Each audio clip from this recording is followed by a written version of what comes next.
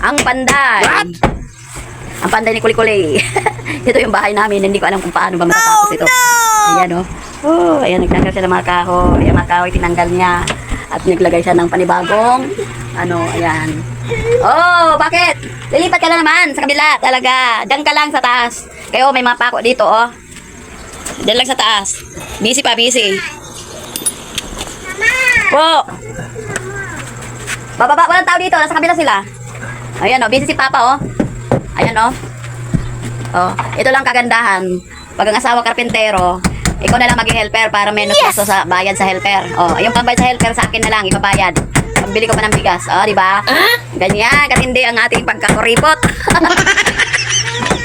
Oh, yan lang ikaw, oh. Tingnan mo, oh. Ayan, marami pang ayusin talaga yan. Tingnan niyo naman, oh. Oh, sanay salat pa yung yung namin ng kuryente namin kung ano pa. Oh, di ba? Ang dami pang linisin, ang dami pang ayusin. Oh. Tingnan niyo. Ay, yung isang bata nandoon sa taas. Ano problema mo? Ah, lilipat ka sa kabila. Ha? Saan ka pupunta? O, tara.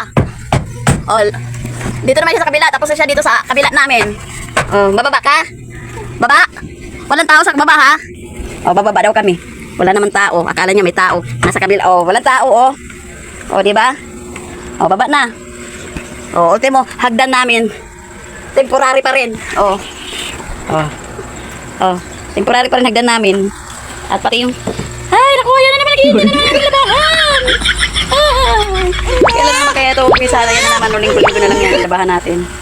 O, diba? Ay, wala na katapos ang trabaho. Ay, mag-slippers ka. O. Bye-bye! Say bye-bye. Ano ba yan buhok mo? Hindi ka na makita.